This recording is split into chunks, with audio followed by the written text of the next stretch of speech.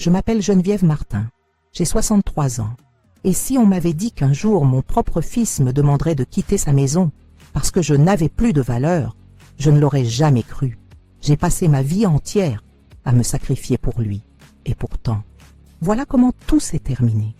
Mais je vais tout vous raconter depuis le début. J'ai grandi dans un petit village de Bretagne, dans une famille modeste, mais aimante. J'ai rencontré mon mari, Henri, très jeune. Il travaillait dans une petite entreprise familiale. Et moi, j'étais institutrice. Nous n'avions pas grand-chose, mais nous étions heureux. Quelques années plus tard, notre fils est né. Nous l'avons appelé Bastien. Dès le premier jour, il a été le centre de notre monde. Henri est décédé d'une maladie brutale, alors que Bastien n'avait que 8 ans. Ce fut le choc de ma vie. Je me suis retrouvée seule, avec un enfant et une montagne de responsabilités. Mais je n'ai jamais baissé les bras. Je me suis battue pour lui offrir ce que je n'avais jamais eu. J'ai cumulé 2 emplois. J'ai oublié mes propres rêves.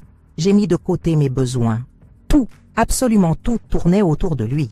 Je me souviens encore de ses petits yeux brillants lorsqu'il est rentré de l'école avec sa première bonne note. « Maman, regarde, j'ai eu un 10 sur 10.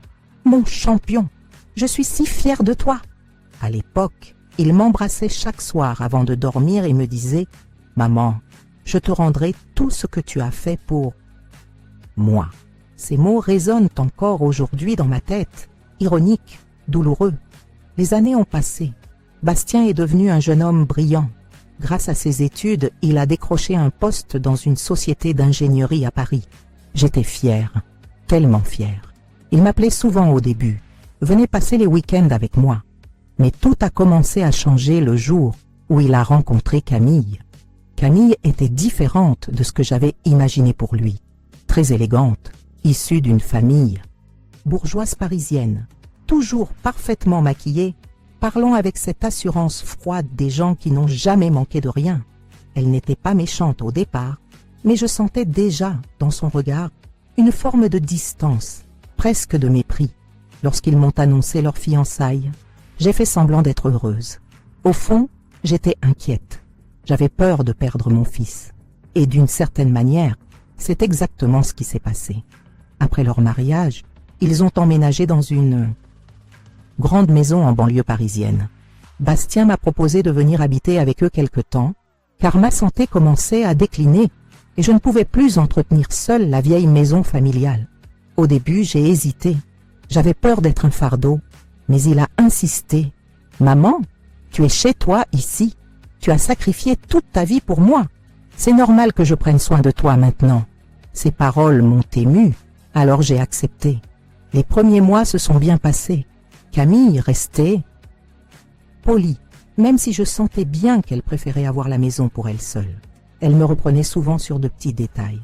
La façon dont je rangeais la vaisselle, ma manière de cuisiner, ou même mes remarques pendant les repas. Rien de grave, mais toujours avec ce ton condescendant qui vous fait sentir de trop. Un soir, alors que nous étions à table, elle a lancé d'un ton faussement léger « Tu sais, Bastien, il serait peut-être temps de penser à rénover la maison.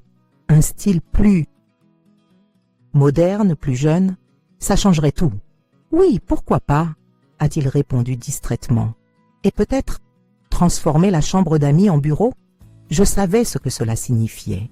C'était ma chambre. « Camille, c'est la chambre où je dors. » Elle a souri sans lever les yeux de son assiette. « Oui, bien sûr, mais tu pourrais dormir dans la petite pièce au fond, celle qui donne sur la buanderie.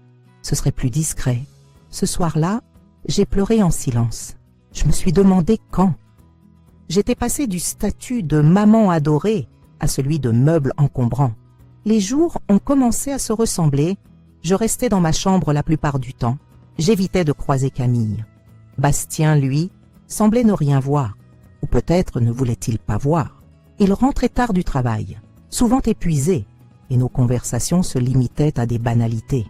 Un dimanche après-midi, alors qu'il recevait des amis, j'ai voulu participer à la conversation. Il parlait de voyages et de projets de vacances. « Oh, j'ai toujours rêvé d'aller en Italie !» ai-je dit timidement. Camille a éclaté de rire. « Oh, c'est mignon! Mais les voyages, ce n'est plus vraiment de ton âge, Geneviève. La pièce s'est figée.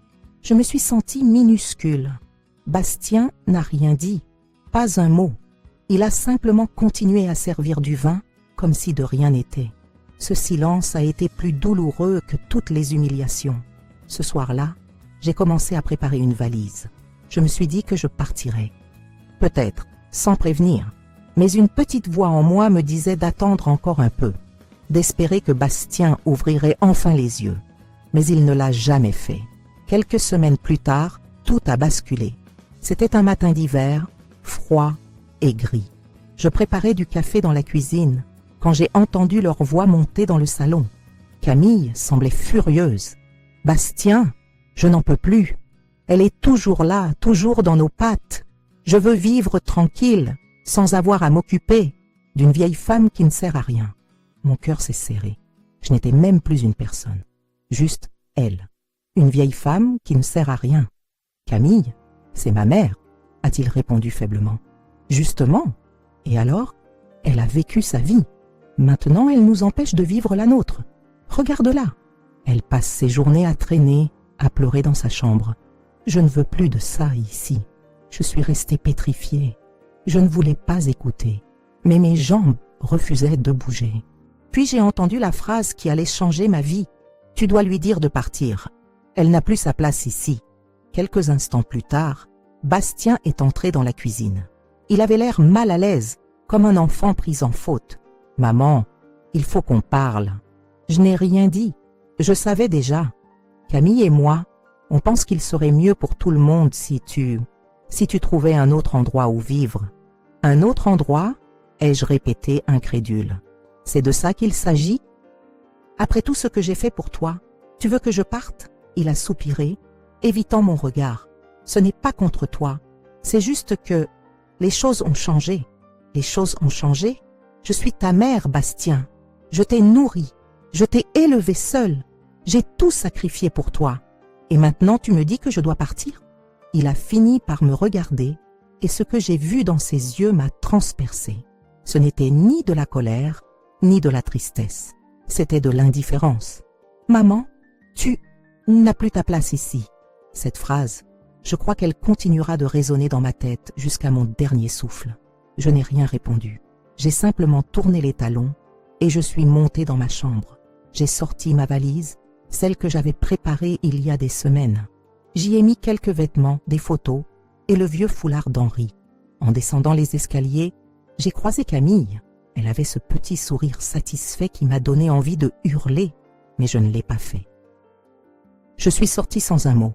Le vent glacial m'a frappé au visage. Je me suis arrêtée sur le trottoir, valise à la main, sans savoir où aller. Tout ce que j'avais construit, tout ce pourquoi j'avais vécu, semblait s'effondrer en un instant. Je me suis assise sur un banc, incapable d'avancer. Je repensais à toutes ces nuits blanches passées à soigner Bastien lorsqu'il était malade, à toutes ces heures de travail supplémentaires pour payer ses études, à tous ces rêves que j'avais abandonnés pour qu'il puisse réaliser les siens. Et voilà comment il me remerciait. Des larmes ont commencé à couler sur mes joues. Je n'avais plus rien, pas de maison, pas de famille, pas de place dans ce monde. « Madame, tout va bien ?» C'était une voix douce. Je levai les yeux et vis une femme d'une 60aine d'années me regarder avec bienveillance. Elle portait un manteau beige et tenait un sac de course. « Je vais bien, merci. Vous avez besoin d'aide ?» J'ai hésité, puis j'ai hoché la tête. Elle s'appelait Monique, une ancienne voisine que je n'avais pas vue depuis des années. Elle m'a proposé de venir chez elle pour quelques jours, le temps que je me remette. C'est ainsi que j'ai quitté la maison de mon fils, sans cri, sans adieu, juste une valise, un cœur brisé et une question qui me hantait. Comment avons-nous pu en arriver là? Cette nuit-là, allongée sur le petit canapé de Monique, j'ai regardé le plafond en silence. J'avais mal, terriblement mal, mais une part de moi, minuscule mais tenace, refusait d'abandonner. Je ne savais pas encore comment, mais au fond de moi, je sentais que cette histoire n'était pas terminée. Et je ne me doutais pas une seconde que quelques semaines plus tard, une simple phrase prononcée dans le bureau d'un notaire allait bouleverser toute ma vie et celle de mon fils. Je n'ai pas fermé l'œil de la nuit. Couchée sur le vieux canapé lit de Monique, Je sentais chaque battement de mon cœur comme un rappel douloureux de ce qui venait de se passer. J'avais quitté la maison de mon fils sans un mot, avec une simple valise et une boule au ventre. Tout semblait irréel, comme si je vivais la vie d'une autre. Comment en étais-je arrivé là? Comment le petit garçon qui jurait de prendre soin de moi un jour avait-il pu me regarder dans les yeux et me dire que je n'avais plus ma place? Le matin s'est levé sur un ciel gris, comme pour refléter mon état d'esprit. Monique avait préparé du café et des tartines. Elle n'a rien dit, tout de suite, elle m'a simplement regardé avec ce mélange de douceur et de tristesse que seuls les vrais amis savent avoir. « Tu veux en parler ?» a-t-elle demandé doucement. Je suis restée silencieuse un moment, les mains serrées autour de ma tasse chaude. Puis tout est sorti d'un coup. Les mots, les larmes, les souvenirs. J'ai raconté les remarques blessantes de Camille, l'indifférence de Bastien, la phrase qui m'avait brisé le cœur.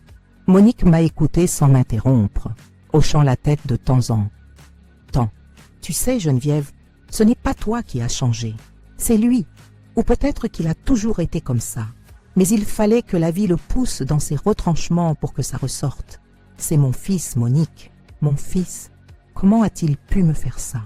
L'amour rend aveugle. Il est peut-être sous l'influence de sa femme. Ou alors il a oublié d'où il vient. Mais ne crois pas que tout soit perdu. Je voulais la croire. Mais comment espérer encore après une telle humiliation? Les jours suivants ont été étranges. J'essayais de m'adapter à cette nouvelle vie, loin de mon foyer, loin de ce qui avait été ma seule raison d'être pendant plus de 30 ans. Monique m'a proposé de rester chez elle aussi longtemps que nécessaire. Elle vivait seule depuis la mort de son mari et m'a accueillie comme une sœur. J'ai commencé à l'aider dans la maison, à cuisiner, à jardiner. Ces petites choses simples m'occupaient l'esprit, mais chaque soir, la douleur revenait. Je me surprenais à fixer le téléphone, espérant un appel de Bastien. Rien, pas un message, pas même une ligne pour savoir si j'allais bien. Un après-midi, alors que je revenais du marché, j'ai trouvé une enveloppe à mon nom posée sur la table du salon. Monique m'a expliqué qu'un coursier l'avait déposé. L'expéditeur, maître Delorme, études notariales, Paris. Mon cœur s'est serré. Je n'avais aucune affaire en cours avec un notaire, ou du moins, je le croyais. J'ai ouvert l'enveloppe d'une main tremblante. Il s'agissait d'une convocation. Madame Geneviève Martin, veuve de Henri Martin, est priée de se présenter à l'étude de maître Delorme afin d'évoquer un dossier successoral relatif à la succession de feu Henri Martin. Je n'en revenais pas. Henri était mort depuis plus de 20 ans. Comment pouvait-il encore être question d'une succession? J'ai relu la lettre plusieurs fois, comme pour m'assurer que je ne rêvais pas. Monique m'a regardée, intriguée. « Tu vas y aller, j'espère ?»« Je ne sais pas. C'est sûrement une erreur. » Et si ce n'était pas une erreur? Et si quelque chose t'attendait là-bas? Ces mots ont résonné en moi. Et si Henri avait laissé quelque chose dont j'ignorais l'existence? J'ai pris ma décision. 2 jours plus tard, je prenais un train pour Paris. L'étude notariale se trouvait dans un vieil immeuble du 7e arrondissement. Tout sentait le bois ciré et le papier ancien. Maître Delorme, un homme élégant d'une 60aine d'années, m'a accueilli avec un sourire chaleureux. « Madame Martin, je vous attendais. Merci d'être venue. Je vous avoue que je ne comprends pas bien pourquoi je suis ici. Je vais tout vous expliquer. Il y a de nombreuses années, votre mari Henri a rédigé un testament. Il a été enregistré, mais n'a jamais été consulté officiellement car certains biens n'avaient pas encore été liquidés. Aujourd'hui, ces biens sont disponibles et il est temps d'exécuter ses dernières volontés. Je me suis figée. Un testament? Henri ne m'en avait jamais parlé. Je croyais que nous n'avions rien. Nous n'étions pas riches. Justement, c'est ce que j'aimerais vous expliquer. Votre mari était plus prévoyant que vous ne le pensez. Avant sa mort, il avait investi dans plusieurs parts d'une entreprise locale, qui a depuis été absorbée par un grand groupe. Ces parts ont aujourd'hui une valeur considérable, et elles sont à votre nom. Je suis restée sans voix. Comment était-ce possible? Henri n'avait jamais évoqué tout cela, et ce n'était pas tout. Il y a aussi une autre chose, a ajouté maître Delorme. La maison où vit actuellement votre fils, elle n'est pas à son nom. Elle vous appartient toujours légalement. Votre mari l'a enregistrée en votre nom à l'époque pour vous protéger. Votre fils ne peut rien vendre, ni louer, ni hypothéquer sans votre signature. Je n'arrivais pas à y croire. Cette maison, la même d'où on m'avait chassé quelques semaines plus tôt, était la mienne. Bastien ne le sait pas, a ajouté le notaire. Ou peut-être l'a-t-il oublié, mais légalement, il ne possède rien sans votre accord. Mon cœur battait à tout rompre. Une partie de moi ressentait une étrange satisfaction, pas par vengeance, mais parce que, pour la première fois depuis longtemps, j'avais de nouveau un peu de pouvoir sur ma propre vie. Et peut-être, juste peut-être, sur la sienne aussi. En sortant de l'étude, j'étais bouleversée. Tout ce que je croyais perdu ne l'était pas. Henri, même après sa mort, veillait encore sur moi. J'ai repensé à ce qu'il disait souvent. Geneviève, si jamais la vie devient trop dure, rappelle-toi que j'aurai toujours prévu quelque chose pour toi. À l'époque, je croyais que c'était une simple phrase d'amour. Je comprends maintenant qu'il parlait littéralement. Sur le chemin du retour, mon téléphone a vibré. C'était un message de Bastien, le premier depuis des semaines. « Maman, pourrais-tu venir à la maison? Il faut qu'on parle, c'est important. » Je ne savais pas quoi penser. Était-ce un signe de remords? Ou avait-il une autre idée derrière la tête? J'ai hésité. Monique, en voyant mon expression, a deviné. « Il t'a enfin écrit? »« Oui, il veut me voir. »« Et tu vas y aller? »« Je ne sais pas. Je ne veux pas qu'il pense que je cours à son secours. Parfois, ce n'est pas une question de courir vers quelqu'un. C'est une question de savoir quand on doit affronter les choses. » Elle avait raison. Alors j'ai répondu simplement « D'accord, dis-moi quand. » Quelques jours plus tard, je me suis retrouvée de nouveau devant cette maison qui avait été la mienne pendant un court instant. La même porte, les mêmes volets en bleu. Mais tout semblait différent maintenant. Je n'étais plus celle qui partait la tête basse avec une valise. J'étais celle à qui cette maison appartenait. Et ça changeait tout. Bastien m'a ouvert la porte. Il avait mauvaise mine. Les cernes, sous ses yeux, racontaient des nuits sans sommeil. « Merci d'être venu », a-t-il murmuré. « Qu'y a-t-il de si important ?» Il a pris une grande inspiration. « Écoute, maman, je crois qu'on est parti du mauvais pied. J'ai été dur avec toi et je le regrette. Camille aussi. »« Camille aussi ?» ai-je répété sceptique. « Oui, enfin, elle pense toujours qu'il serait mieux que tu aies ton propre logement. Mais elle reconnaît que les choses ont été mal dites. » J'ai eu envie de rire ou de crier. « Mal dites » était-ce une façon de qualifier ce qu'il m'avait été fait? « Bastien, pourquoi m'as-tu demandé de venir ?» Il a hésité, puis il a lâché. « Nous envisageons de vendre la maison. Elle est trop grande pour nous deux et nous avons besoin d'argent. Mais il y a un petit souci juridique. Apparemment, il manque un document signé par toi. » J'ai senti une chaleur froide m'envahir. Alors c'était ça. Ce n'était pas des remords, c'était de l'intérêt. « Je vois. Donc tu ne veux pas me parler? Tu veux ma signature? »« Non, ce n'est pas ça. Enfin, si, mais pas seulement. Je veux qu'on trouve un terrain d'entente. »« Un terrain d'entente ?» ai-je répété calmement. Après m'avoir jeté dehors, il a baissé les yeux. « Je n'aurais jamais dû dire ça. Je n'aurais jamais dû. Tu l'as dit. Et tu le pensais. Tu n'as plus ta place ici. C'était tes mots, Bastien. » Il n'a pas répondu. Le silence a envahi la pièce. « Tu sais quoi ?» ai-je fini par dire. « Je ne vais rien signer. Pas aujourd'hui. Pas tant que je n'aurai pas réfléchi.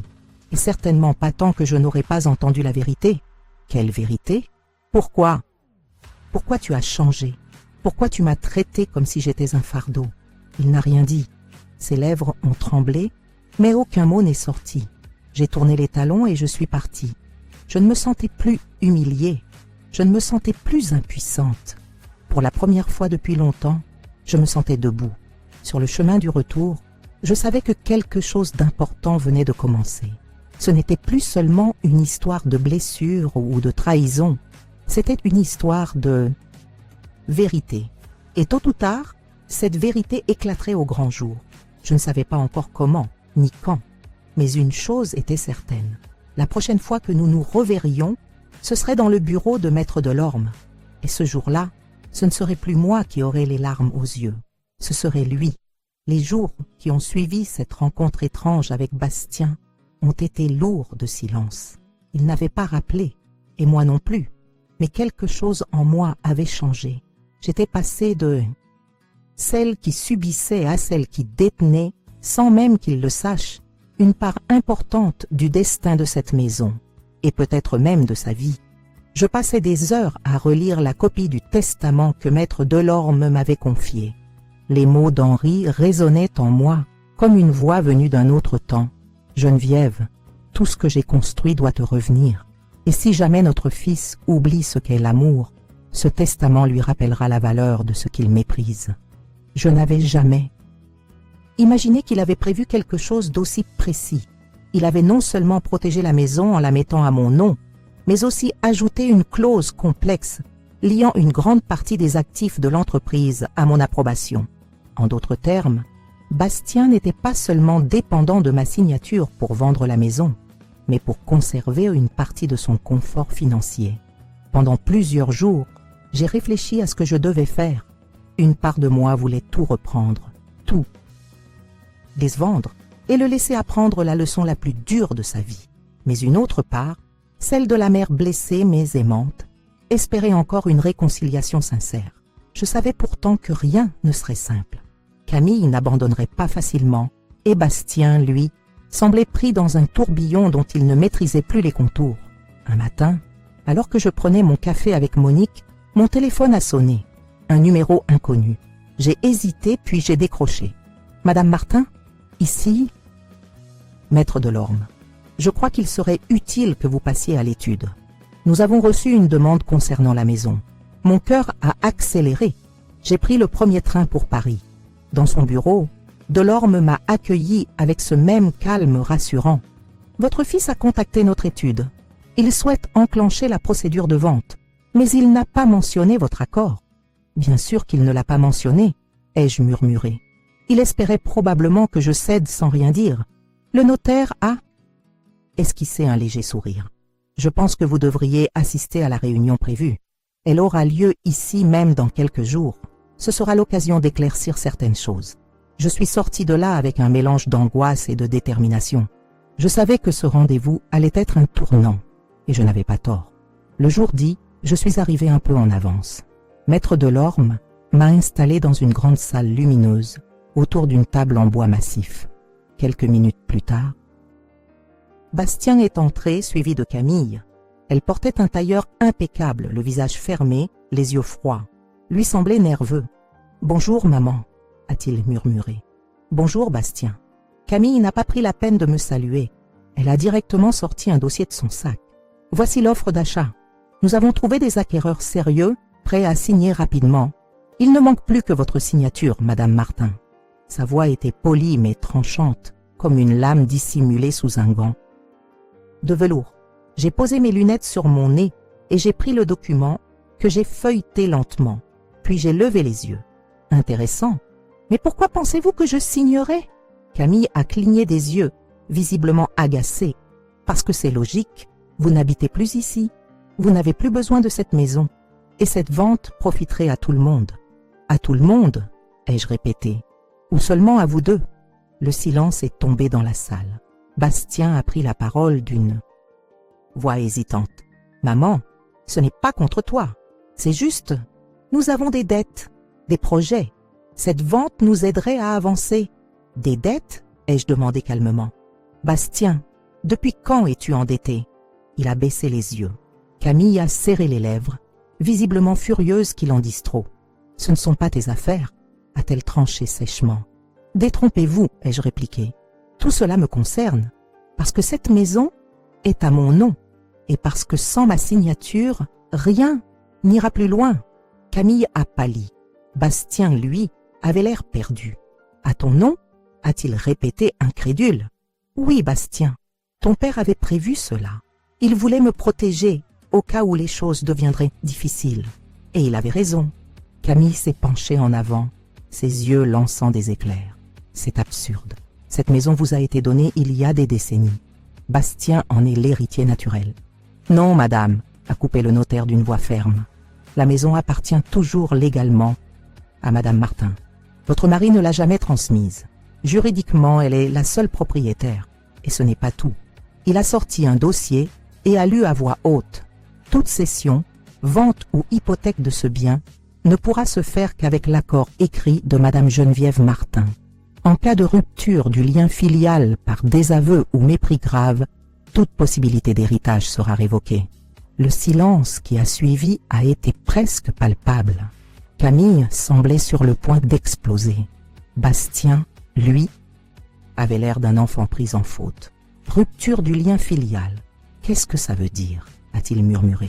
Cela signifie, expliqua maître Delorme, que si vous avez rejeté votre mère, ou manqué gravement à votre devoir envers elle, vous perdez tout droit à hériter des biens liés à votre père. Et d'après ce que j'ai compris, il y a eu des mots plutôt durs récemment. Bastien s'est affaissé sur sa chaise. Camille, elle, s'est levée brusquement. C'est ridicule. Henri est mort depuis plus de 20 ans. Cette clause n'a aucune valeur morale. Peut-être, ai-je répondu calmement, mais elle a une valeur légale. Camille a claqué son sac et s'est dirigée vers la porte. C'est insensé.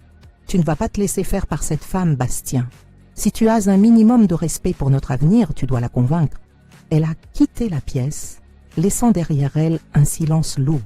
Bastien n'a rien dit pendant plusieurs minutes. Il fixait la table, les mains tremblantes. Finalement, il a murmuré.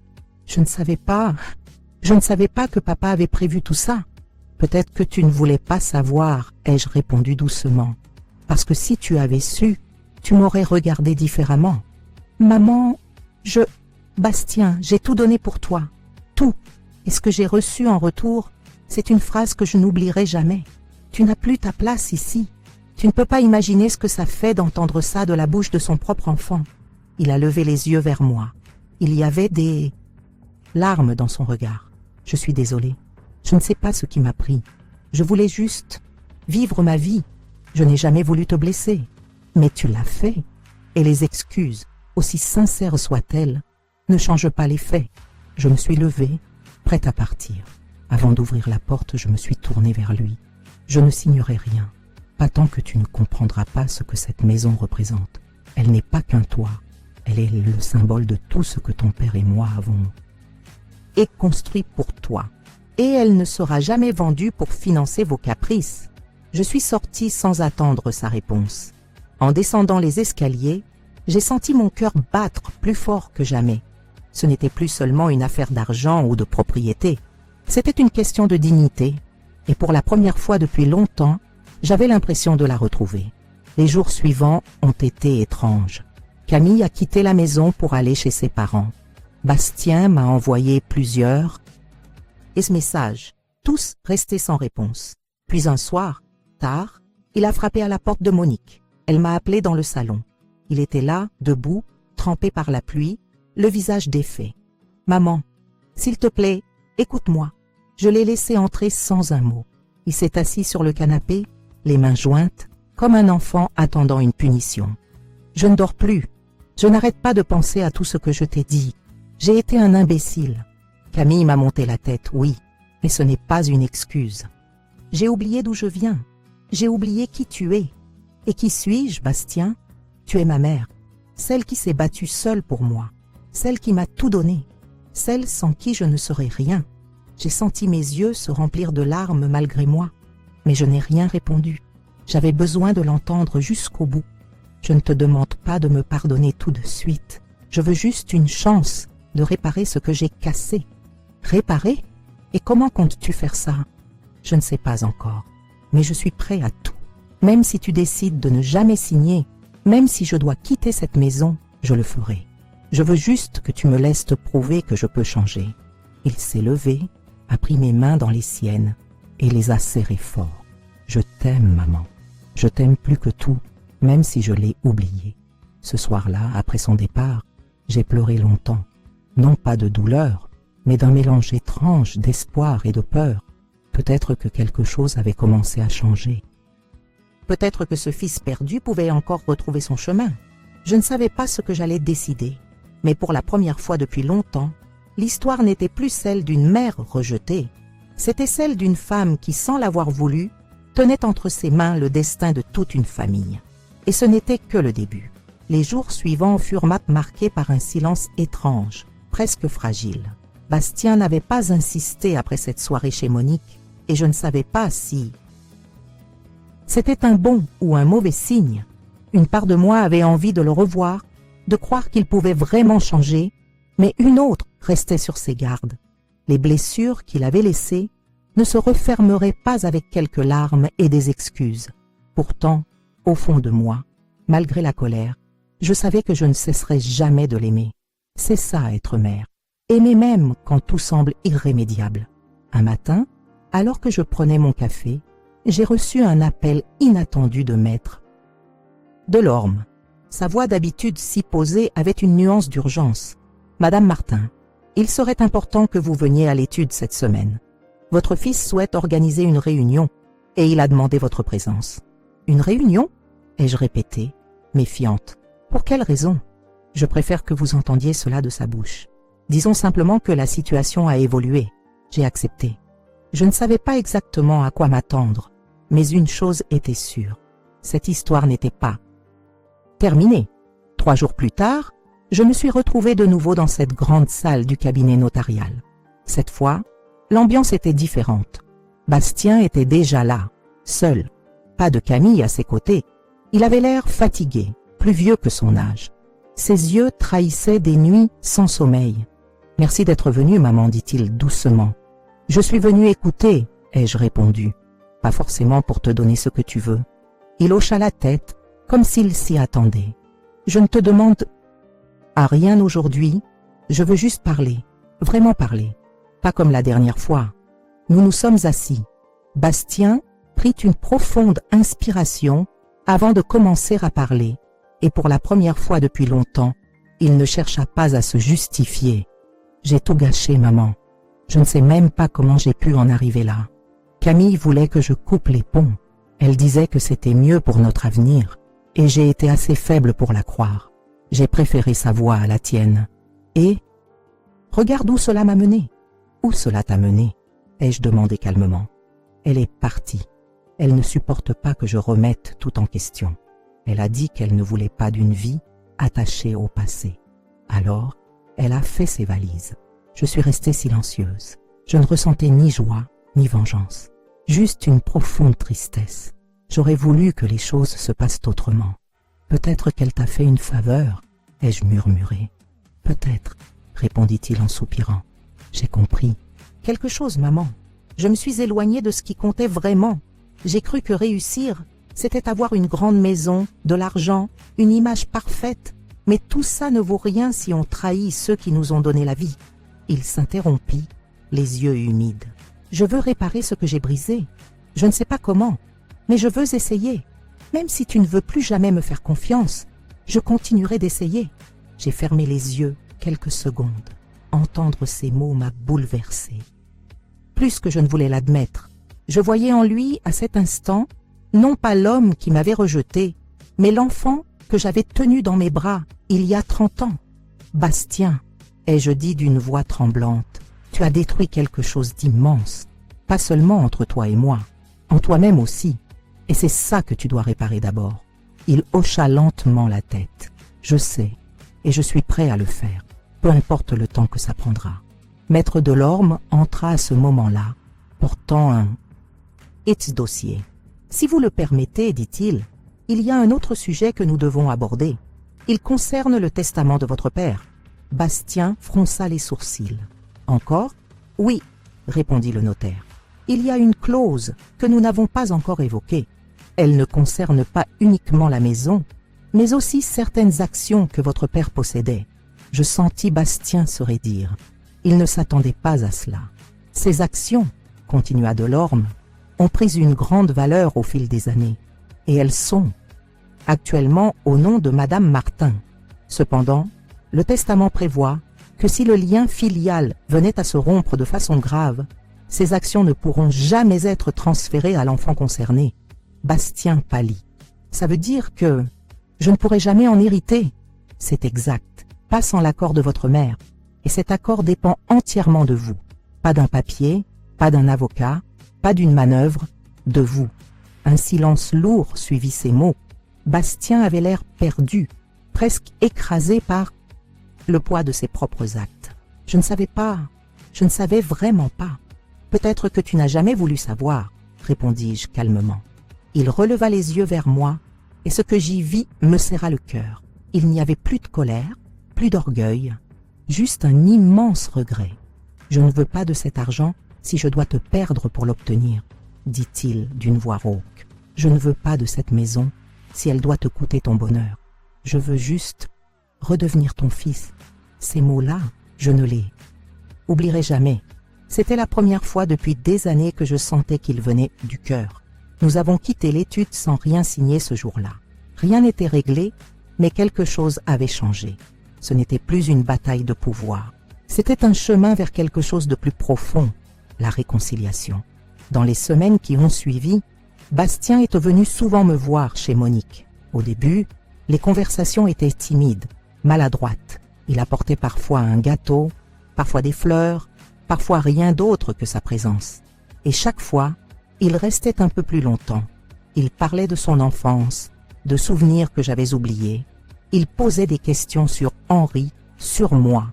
Il essayait sincèrement de reconstruire ce lien qu'il avait brisé. Un soir, alors que nous étions assis sur le petit balcon, il m'a regardé avec sérieux. « J'aimerais que tu reviennes paix à la maison, pas pour t'occuper de moi, pas parce que je veux que tu cuisines ou que tu ranges, juste parce que c'est ta maison, maman. Et elle n'a aucun sens sans toi. » Mon cœur s'est serré. J'avais attendu ces mots sans même m'en rendre compte. Mais je n'ai pas répondu tout de suite. « Bastien, ce n'est pas une décision que je peux prendre à la légère. Revenir, ce n'est pas seulement franchir une porte, c'est accepter que tout recommence. Et pour ça, il faut que je sois sûre que tu as changé. Je ne peux pas te le prouver en un jour, mais je peux le faire petit à petit. Je veux que tu vois mes actions, pas seulement mes mots. » Et il l'a fait, lentement, patiemment. Il a commencé à rendre visite à Monique, à m'aider dans les tâches que je peinais à faire seule. Il m'a proposé de repeindre mon ancienne maison en Bretagne, de la remettre en état pour que je puisse y aller si je le souhaitais. Il a même commencé à faire du bénévolat dans un foyer pour personnes âgées. Il voulait comprendre. Il voulait ressentir ce que j'avais ressenti. Camille, elle, n'est jamais revenue. Elle avait choisi un autre chemin, loin de tout cela. Bastien m'a confié qu'il ne lui en voulait pas. Peut-être qu'elle avait joué son rôle, celui de lui ouvrir les yeux sur ce qu'il risquait de perdre. Et puis un jour, sans prévenir, il est arrivé avec un petit coffret en bois. Il l'a posé devant moi. « Papa m'a écrit, dit-il simplement. » J'ai retrouvé cette lettre dans une vieille boîte que j'avais rangée sans jamais l'ouvrir. Je crois qu'il voulait que je la lise à un moment précis. Et ce moment, c'est maintenant. Il a lu à voix haute, la voix tremblante. « Bastien, si tu lis ces mots, c'est que la vie a dû t'enseigner ce que je n'ai pas eu le temps de t'apprendre. Ta mère est le plus grand trésor que tu posséderas jamais. Si tu la négliges, tu te perdras toi-même. Si tu la respectes, tu seras un homme. » Les larmes coulaient sur ses joues, les miennes aussi. Il a refermé la lettre et m'a regardé. « Je veux être cet homme, maman, pas celui que j'ai été, pas celui qui t'a fait souffrir. » J'ai posé ma main sur la sienne. Je n'ai rien dit. Je n'avais pas besoin de parler. Tout était là, dans ce silence partagé. Ce soir-là, en le raccompagnant à la porte, j'ai levé les yeux vers le ciel et j'ai murmuré « Henri, tu avais raison. Il fallait qu'il tombe pour apprendre à se relever. » Et pour la première fois depuis longtemps, j'ai senti que quelque chose en moi s'apaisait. L'histoire n'était pas terminée. Elle était en train de renaître. Les semaines ont continué de s'écouler et peu à peu, une nouvelle dynamique s'est installée entre Bastien et moi. Ce n'était plus ce mur de silence et de rancune qui nous séparait, mais un chemin fragile, reconstruit pierre après pierre, fait de petits gestes, d'excuses sincères et d'une volonté réelle de changer. Je le voyais arriver, souvent les bras chargés de fruits, de fleurs, ou simplement avec un sourire timide et une histoire à raconter. Il restait parfois des heures, assis à la table de la cuisine de Monique, parlant de tout et de rien. Ces moments simples, que j'avais cru perdus à jamais, revenaient lentement, comme une lumière timide après une longue nuit. Un soir, alors que le printemps commençait à fleurir les arbres, il est arrivé avec une idée. « Maman, dit-il en posant un dossier sur la table, j'aimerais te montrer quelque chose. » Je l'ai regardé intrigué. Il a ouvert le dossier, révélant des plans de rénovation, des photos et des croquis. « C'est la maison, continua-t-il. J'aimerais la rénover. Pas pour la vendre, pas pour la transformer en quelque chose de froid et moderne, pour la faire revivre, pour qu'elle soit un vrai foyer, pour toi, pour moi, pour nous. » J'ai passé les doigts sur les pages, silencieuses. Il y avait pensé dans les moindres détails. Une chambre lumineuse pour moi, un jardin agrandi, une bibliothèque pour nos souvenirs, même une petite véranda où je pourrais m'asseoir pour lire ou boire mon café. Tout respirait, la douceur, la réconciliation, la volonté de tourner la page sans effacer le passé. « Je ne te demande pas de revenir maintenant, » ajouta-t-il avec précaution, « mais j'aimerais que tu saches que cette maison sera toujours la tienne. Même si tu ne veux plus y vivre, elle restera un endroit où tu seras toujours chez toi. » Je n'ai pas pu m'empêcher de sourire. Ce n'était plus le fils arrogant et indifférent qui parlait devant moi. C'était l'enfant que j'avais connu, celui qui voulait me protéger et me rendre fier. « Tu as changé, Bastien, » ai-je murmuré. « J'essaie. » Chaque jour, et je continuerai. Il n'y avait plus besoin de parler davantage. Ce soir-là, il est reparti plus léger, et moi, je suis restée assise longtemps, le cœur battant, réalisant que quelque chose d'extraordinaire était en train de se produire. Le pardon prenait racine. Quelques semaines plus tard, il m'a proposé de venir voir les travaux qu'il avait déjà commencés. J'ai accepté. En franchissant le portail, j'ai eu un pincement au cœur. Tout semblait familier et pourtant différent. Les murs avaient été repeints, le jardin nettoyé, et une odeur de lavande flottait dans l'air. À l'intérieur, la maison respirait à nouveau. Elle n'était plus ce lieu froid et distant qu'elle était devenue. Elle vibrait de chaleur, de soin, de respect. « Tu veux voir ta chambre ?» demanda-t-il timidement. Je l'ai suivi à l'étage. La pièce avait été entièrement refaite. Des rideaux clairs laissaient entrer la lumière du matin. Un fauteuil confortable était installé près de la fenêtre, et sur la table de chevet, il avait posé un vieux cadre contenant une photo de nous deux, prise des années plus tôt, lors de son premier jour d'école. Je n'ai pas pu retenir mes larmes. J'avais oublié cette photo, ai-je murmuré. Moi aussi, jusqu'à ce que je la retrouve dans une boîte. Je me suis dit qu'elle devait être ici. Je me suis assise sur le lit, submergée par l'émotion. Bastien s'est agenouillé devant moi, comme un enfant. Je ne peux pas effacer ce que j'ai fait, maman, mais je veux consacrer chaque jour qui me reste à essayer d'être le fils que tu mérites. Pas celui qui t'a fait pleurer. Je lui ai caressé la joue. Bastien, tu es déjà en train de le devenir. Il m'a prise dans ses bras, et pour la première fois depuis longtemps, ce n'était plus une étreinte chargée de culpabilité ou de distance. C'était celle d'un fils et d'une mère qui se retrouvent après s'être perdus. Ce printemps-là, j'ai décidé de revenir vivre dans la maison, mais à mes conditions. Je ne voulais pas redevenir la mère qui vit chez son fils. Je voulais être Geneviève, la femme qui a élevé Bastien et qui avait sa propre dignité. J'ai accepté une chambre, mais aussi un espace pour mes affaires, mes livres, mes souvenirs. J'ai gardé ma liberté, et il a respecté cela. La vie a repris son cours, différente, mais plus belle qu'avant. Nous partagions des repas, nous parlions de tout, nous rions parfois jusqu'aux larmes. Il y avait encore des maladresses, des silences, mais ils n'étaient plus douloureux. Il était simplement humain. Un jour d'été, alors que nous déjeunions dans le jardin, Bastien a posé sa main sur la mienne. « Maman, j'aimerais te demander quelque chose. »« Quoi donc ?»« J'aimerais que tu sois copropriétaire officiel de la maison. Pas seulement sur le papier. Je veux que ton nom soit à côté du mien. Pas parce que j'y suis obligée, parce que je le veux. » Je l'ai regardé surprise. « Bastien, ce n'est pas nécessaire. Elle est déjà à mon nom. Je sais, mais je veux que ce soit un choix, que ce soit quelque chose que nous partageons, pas que j'obtiens par héritage ou par loi. Quelque chose que nous décidons ensemble. » J'ai accepté, non pas parce que j'avais besoin de cette reconnaissance, mais parce que je voyais dans ses yeux que ce geste venait du cœur. Et ce jour-là, dans le bureau de Maître Delorme, nous avons signé un nouveau document, une signature simple mais lourde de sens, celle d'un nouveau départ. Les mois ont passé. Camille a refait sa vie ailleurs et Bastien n'a jamais cherché à la retenir. Il m'a souvent dit que ce départ, aussi douloureux ait-il été, lui avait permis de tout remettre en question, de comprendre ce qu'il voulait vraiment dans la vie. Et ce qu'il voulait, c'était réparer, reconstruire, aimer sincèrement. Un soir, en rangeant de vieux papiers, je suis tombée sur un carnet que j'avais tenu autrefois. J'y avais écrit une phrase après la mort d'Henri. « J'ai peur d'élever Bastien seul. J'ai peur qu'il m'oublie.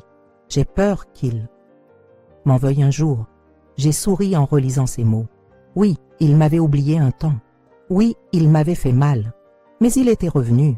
Et parfois, revenir demande plus de courage que ne jamais partir. Aujourd'hui, je regarde mon fils et je vois un homme différent. Il n'est pas parfait, qu'il est, mais il a appris. Il sait ce que valent les sacrifices, la tendresse, le pardon. Il sait que l'amour d'une mère n'est pas inépuisable, mais qu'il est assez fort pour offrir une deuxième chance. Un dimanche matin, alors que nous prenions le petit déjeuner sur la terrasse, Bastien a levé sa tasse de café vers moi. « À toi, maman, à tout ce que tu m'as appris, même quand je ne le méritais pas, à toi, Bastien, à l'homme que tu es devenu, même après t'être égaré. » Nos regards se sont croisés, et dans ce silence-là, il y avait tout, la douleur passée, les blessures cicatrisées, la promesse d'un avenir paisible. Je savais qu'Henri aurait été fier de lui, et fier de nous. Je me suis levée, et j'ai marché jusqu'au vieux rosier que j'avais planté il y a des décennies.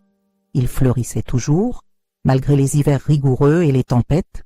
Je l'ai touché du bout des doigts, ému. Il m'a semblé que ce rosier, tout comme notre histoire, était la preuve vivante qu'on peut renaître même après avoir été brisé. Je me suis retournée vers Bastien. Il souriait, les yeux brillants d'une gratitude silencieuse. Et j'ai compris, à cet instant précis, que tout ce que j'avais enduré avait un sens. Mon fils m'avait crié que je n'avais plus de valeur, mais il avait appris, à travers la douleur, que ma valeur était infinie. Et cela, aucune signature, aucune maison, aucun héritage ne pourrait jamais le changer. La boucle était bouclée. Nous n'étions plus la mère rejetée et le fils égoïste. Nous étions une famille reconstruite, différente, mais plus forte que jamais. Et cette fois, rien ni personne ne pourrait nous séparer. Si vous êtes resté avec nous jusqu'ici, c'est que cette histoire vous a sûrement touché d'une manière ou d'une autre.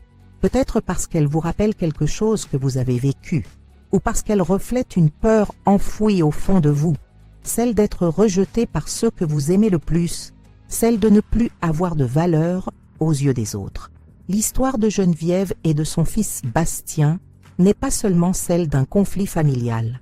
C'est une histoire profondément humaine, universelle, qui nous renvoie à nos propres choix, à nos propres blessures, à nos propres erreurs.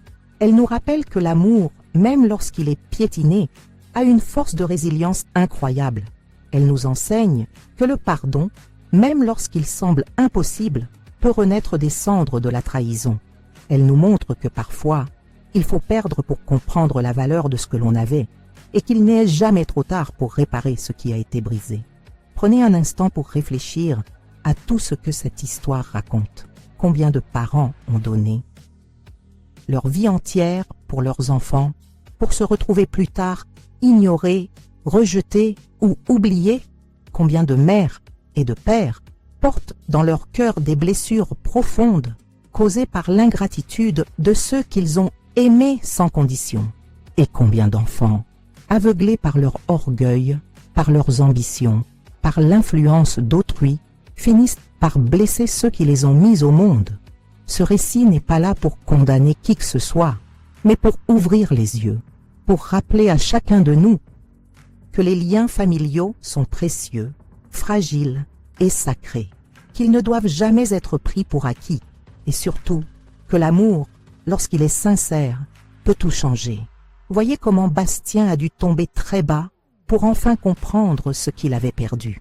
Voyez comment il a fallu que tout s'écroule autour de lui pour qu'il réalise que la plus grande richesse de sa vie n'était pas une maison ou un héritage, mais sa mère.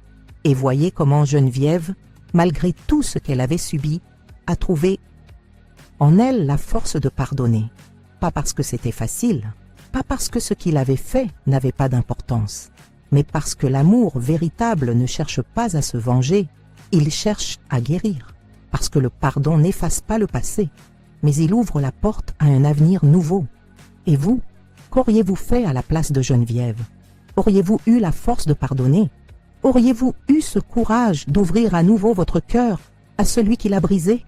Ou bien auriez-vous choisi la colère, la rancune, le désir de voir l'autre souffrir comme vous avez souffert? Ce sont des questions profondes que chacun de nous devrait se poser, parce que dans nos vies, il y a toujours quelqu'un qui nous a blessés, et il y a aussi, très souvent, quelqu'un que nous avons blessé, parfois sans le vouloir, parfois parce que nous étions aveuglés, et il n'est jamais trop tard pour réparer, jamais trop tard pour demander pardon, jamais trop tard pour pardonner. Cette histoire est aussi une invitation à regarder en face nos propres relations. Peut-être avez-vous une mère ou un père que vous n'avez pas appelé depuis trop longtemps. Peut-être avez-vous laissé des mots durs créer un fossé entre vous. Peut-être avez-vous cru que vous aviez tout le temps du monde pour réparer, alors que le temps passe plus vite qu'on ne le croit. Ne laissez pas l'orgueil décider à votre place. Ne laissez pas la fierté détruire ce qui peut encore être sauvé. Prenez votre téléphone, écrivez un message. Frappez à une porte. Dites « Je suis désolé » ou « Je t'aime ». Ce sont peut-être les mots les plus difficiles à prononcer, mais aussi les plus puissants pour transformer une vie. Et si vous êtes du côté de Geneviève, si vous avez été blessé, rejeté, oublié, alors cette histoire est pour vous un message d'espérance. Votre valeur ne dépend pas de ce que les autres pensent de vous. Elle ne diminue pas parce qu'on vous méprise. Elle ne disparaît pas parce qu'on vous a tourné le dos. Vous avez une valeur infinie simplement parce que vous aimez, parce que vous donnez, parce que vous êtes là. Et même si ceux que vous avez aimés ne le voient pas aujourd'hui, cela ne signifie pas qu'ils ne finiront jamais par ouvrir les yeux. Parfois, il faut du temps. Parfois, il faut des chutes. Mais il arrive un moment où la vérité éclaire même les cœurs les plus endurcis. Alors je veux vous poser une question. Que retenez-vous de cette histoire? Qu'est-ce qui a résonné en vous? Partagez-le avec nous. Dans les commentaires, parlez-nous de vos expériences, de vos blessures, de vos réconciliations. Votre témoignage peut toucher quelqu'un d'autre, lui donner du courage, lui offrir une lueur d'espoir. Ce que vous avez à dire est important. Vous n'êtes pas seul. Beaucoup de gens qui regardent cette vidéo vivent ou ont vécu des histoires similaires. Ensemble, nous pouvons apprendre, grandir, guérir. Et si cette histoire vous a touché, si elle a éveillé quelque chose dans votre cœur, je vous invite sincèrement à soutenir notre travail. Laissez un like sur cette vidéo, abonnez-vous à notre chaîne et activez la cloche de notification. Ce simple geste nous aide énormément à continuer à créer du contenu qui parle à votre cœur, qui vous fait réfléchir, qui vous rapproche des choses essentielles de la vie. Chaque abonnement, chaque commentaire, chaque partage est un pas de plus dans cette belle communauté que nous construisons ici. Alors, si ce que vous venez d'entendre a eu du sens pour vous, cliquez sur « J'aime » dès maintenant, abonnez-vous et rejoignez-nous dans ce voyage où chaque histoire porte une leçon, chaque leçon porte un espoir. Et maintenant, permettez-moi de vous emmener plus loin encore, vers une histoire bien plus grande, bien plus profonde, bien plus puissante que celle de Geneviève et Bastien. Car il existe un amour encore plus inébranlable que celui d'une mère pour son enfant. Un amour qui dépasse l'entendement humain. Un amour qui ne s'éteint jamais, même lorsque nous le rejetons, même lorsque nous l'oublions. Cet amour, c'est celui de Dieu. Il y a plus de 2000 ans, cet amour a été résumé en une seule phrase. Une phrase qui a traversé les siècles et changé des millions de vies. Elle se trouve dans l'Évangile selon Jean, chapitre 3, verset 16. Car Dieu a tant aimé le monde qu'il a donné son Fils unique, afin que quiconque croit en lui ne périsse point, mais qu'il ait la vie éternelle. Laissez ces mots pénétrer profondément votre cœur. Dieu a tant aimé, pas seulement les justes, pas seulement les bons, pas seulement ceux qui méritent. Dieu a tant aimé le monde, c'est-à-dire chacun de nous, vous, moi, ceux qui doutent, ceux qui tombent, ceux qui se croient indignes, ceux qui ont blessé et ceux qui ont été blessés. Dieu a aimé sans condition, comme Geneviève qui, malgré l'humiliation, a continué d'aimer son fils. Dieu ne cesse jamais de nous aimer, même lorsque nous lui tournons le dos. Nous l'avons rejeté tant de fois. Nous avons choisi notre chemin, croyant savoir mieux que lui. Nous avons parfois vécu comme si nous n'avions pas besoin de lui. Et pourtant, il ne s'est jamais détourné de nous. Il nous attend, patiemment, les bras ouverts, prêt à nous accueillir à nouveau. Comme un père attend le retour de son enfant perdu. Comme une mère espère le retour de son fils égaré. Mais Dieu ne s'est pas contenté d'attendre. Il a agi. Il a donné ce qu'il avait de plus précieux, son Fils unique, Jésus-Christ. Il l'a envoyé dans ce monde non pas pour nous juger, non pas pour nous condamner, mais pour nous sauver. Jésus a marché parmi nous. Il a aimé les exclus. Il a relevé les brisés. Il a pardonné aux pécheurs. Et sur la croix, il a porté nos fautes, nos erreurs, nos trahisons, nos rejets. Tout ce que nous avons fait de mal a été cloué avec lui. Et en ressuscitant, il a ouvert un chemin nouveau, celui du pardon, celui de la réconciliation avec Dieu, celui de la vie éternelle. Peut-être que vous vous sentez loin de Dieu aujourd'hui. Peut-être que vous pensez avoir été trop loin pour qu'il vous pardonne. Peut-être que votre passé vous semble trop lourd. Mais laissez-moi vous dire ceci. Rien n'est trop grand pour l'amour de Dieu. Rien. Il connaît tout de vous et il vous aime quand même. Il a vu vos blessures, vos erreurs, vos regrets et pourtant il dit « Je t'aime, reviens à moi, je t'attends ». Vous n'avez pas besoin d'être parfait pour venir à lui. Vous n'avez pas besoin de réparer votre vie avant de l'approcher. Venez comme vous êtes, avec vos fardeaux, vos doutes, vos blessures. Il les portera avec vous. Peut-être que, tout comme Bastien, vous avez blessé quelqu'un qui vous aimait profondément. Peut-être avez-vous rejeté Dieu lui-même sans même vous en rendre compte. Mais la bonne nouvelle, c'est qu'il n'est jamais trop tard pour revenir. Tant que votre cœur bat, il y a une chance de recommencer. Et Dieu, dans son infinie grâce, vous attend avec patience. Il veut vous offrir un nouveau départ, une paix que rien au monde ne peut donner, une joie qui ne dépend pas des circonstances. Accepter Jésus-Christ comme votre sauveur, c'est bien plus qu'un acte religieux. C'est une rencontre. C'est ouvrir la porte de votre cœur et dire « Seigneur, j'ai essayé de faire les choses à ma façon et j'ai échoué. J'ai besoin de toi. J'ai besoin de ton pardon, de ton amour, de ta présence. » Et quand vous faites cela sincèrement, quelque chose de profond se produit. Dieu entre dans votre vie. Il ne vous promet pas une vie sans épreuve, mais il vous promet de ne jamais vous laisser seul. Il vous promet de marcher avec vous dans chaque vallée, dans chaque tempête, et surtout, il vous promet la vie éternelle, une vie au-delà de cette vie, dans sa présence, où il n'y aura plus ni larmes, ni souffrance, ni rejet. Aujourd'hui, vous avez une occasion précieuse. Pas demain, pas un jour, maintenant. Là où vous êtes, vous pouvez prendre la décision la plus importante de votre existence. Celle d'ouvrir votre cœur à Jésus-Christ et de le recevoir comme votre Seigneur et Sauveur. Et si vous sentez quelque chose bouger en vous en ce moment, si vous sentez cette voix douce vous appeler, ne l'ignorez pas. Ce n'est pas une coïncidence. C'est Dieu qui frappe à la porte de votre cœur. Je veux vous inviter à prier avec moi si vous le souhaitez. Cette prière simple mais sincère. Seigneur Jésus, je viens à toi tel que je suis. Je reconnais que j'ai péché, que j'ai voulu vivre sans toi. Je te demande pardon pour mes erreurs. Je crois que tu es mort sur la croix pour moi et que tu es ressuscité pour me donner la vie éternelle. Aujourd'hui, je t'accepte comme mon Seigneur et mon Sauveur. Entre dans ma vie, transforme mon cœur. Fais de moi une nouvelle personne. Je veux marcher avec toi, maintenant et pour toujours. Amen. Si vous avez prononcé ces mots avec foi, sachez que quelque chose d'extraordinaire s'est produit. Vous êtes devenu fils ou fille de Dieu. Votre passé est pardonné. Votre présent est entre ses mains. et votre avenir est plein d'espérance. Et c'est ici que cette histoire rejoint la vôtre. Tout comme Bastien et Geneviève ont trouvé le chemin du pardon et de la réconciliation. Dieu vous tend aujourd'hui sa main pour vous réconcilier avec lui. Peu importe ce que vous avez fait, peu importe combien de fois vous êtes tombé, son amour est plus fort. Il ne vous demande pas d'être parfait. Il vous demande simplement de venir.